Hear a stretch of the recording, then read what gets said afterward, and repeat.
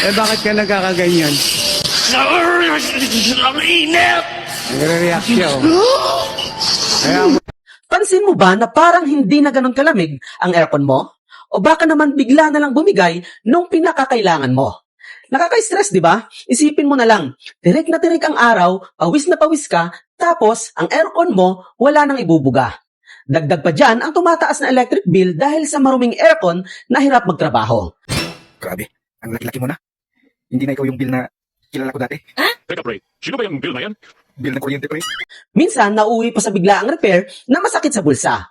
Kung ikaw ay may aircon sa bahay at gusto mong iwasan ang ganitong hassle, panoorin mo to hanggang dulo. What if may paraan para lagi kang sure na malinis at maayos ang aircon mo? Walang stress, walang biglaang gastos. Introducing the Coolvid Annual Care Plan.